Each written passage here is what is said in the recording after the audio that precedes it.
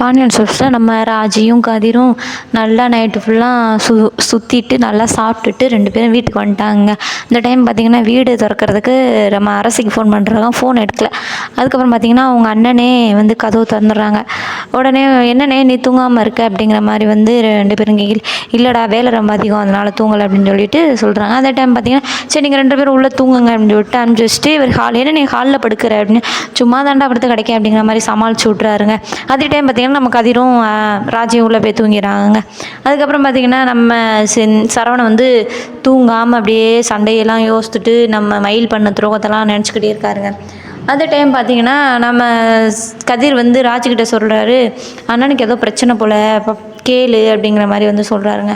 அதுக்கப்புறம் பார்த்திங்கன்னா நம்ம மீனா தாங்க, மீனாவும் நம்ம செந்திலும் தூங்கி கிடக்காங்க. நம்ம மீனாவுக்கு சரியான கனவு. நம்ம செந்தில் வந்து எந்திரிச்சு பூஜைலாம் பண்ணி சாப்பாடெலாம் செஞ்சு வச்சு மீனா டிஃபன் ரெடி எந்திரி அப்படிங்கிற சொல்கிற மாதிரிலாம் நான் கூட கொஞ்சம் நேரம் நிஜம் போல் நினச்சி பயந்துட்டேங்க. அப்புறம் பார்த்தா கனவு. அதுக்கப்புறம் மீனா போய் எங்கள் எந்திரி கனவு அப்படிங்கிற மாதிரி நம்ம தலைவர் எந்திரிப்பாரா தூங்கிக்கிட்டே கிடக்காருங்க. அதுக்கப்புறம் பார்த்தீங்கன்னா நம்ம ராஜி மயில் அரசி தாங்க.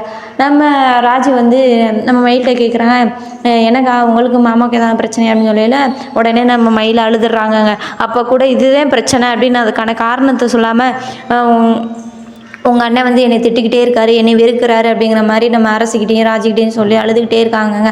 அழுதுகிட்டோன்னா இவங்க 2 பேரும் சேட் ஆகிட்டாங்க. அதே டைம் நம்ம மாமியார் வராங்க. வந்தோடனே ஏன்டி என்ன பிரச்சனைன்னு சொல்லிட்டு நான் வீட்டை விட்டு போகிறேன் அப்படிங்கிற மாதிரிலாம் நம்ம மயில் சொல்கிறேன். இது நீ வாழை வந்து விட்டுட்டி நீ ஏன் போகிற அப்படிங்கிற மாதிரி வந்து சொல்லிட்டு இல்லை இல்லை அத்தை அப்படின்னு சொல்லிட்டு சொல்லையில் அழுகுறாங்க. அழுகாதடி அவங்ககிட்ட நான் பேசுகிறேன், இல்லை கோல் முட்டு விட்டுன்னு சொல்லுவாங்க அத்தை அப்படின்னு சொல்லிட்டு அவர் ரொம்ப மயில் நல்லவங்க தாங்க. ஆனால் என்ன இந்த கல்யாணம் நடக்காமல் இருக்கும், வயசாக போய்கிட்டு இருக்கும். இந்த 3 விஷயத்தை மறைச்சி கல்யாணம் பண்ணது தாங்க அவங்களோட தப்பு. மற்றபடி மயில் நல்லவங்க தான். ஆனால் சீரியல் நடக்குது, நாளைக்கு பார்க்கலாம்.